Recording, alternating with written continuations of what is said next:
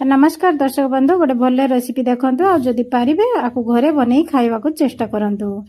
तो प्रथमे कहवाक चाहूँगी मो चैनल को जो मैंने सब्सक्राइब करछंती सेमान को बहुत बहुत धन्यवाद और जो मैंने सब्सक्राइब करि नहंती सेमान को अनुरोध रहिला प्लीज सब्सक्राइब करिवे। तबे रेसिपीटा आरंभ करिवे। चावल को भलो करी धोई नेले देखंतु क्वांटिटी चावलर आपण माने आपनको हिसाब रे नेबे तेणु धोई सारी लुण माप अनुसार लुण देबे आ गोटे चामच सरस तेल देकी ताको बड़ चुली रे बड़ करई बसई गोटे चावल बुला चोटू भी थाई देखंतु तो चावल को भलो करी बुलेइबे माने गरम हबो चावल पूरा गरम हे गले गोटे छोट जगह को काढी रखिकी पुनी छोट चुली रे छोट हंडाटे बसईकी ताको से हंडा रे अल्प किछि बाली देकी अल्प अल्प माने मुठाई मुठाई चावल नेकी से बाली ऊपर देकी भाजिबा आरंभ कले। अच्छा कहतु ना बिना परिश्रम रे किछि फल मिले ना तेणु जो कामटा भी हो परिश्रम दरकार तेबे जाई फल मिलेबो। देसी मुड़ी भाजिबा रेसिपी तो देखिले एबे कहतु को मानक घरे एमिति मुड़ी भजा हुए प्लीज कमेंट करिवे।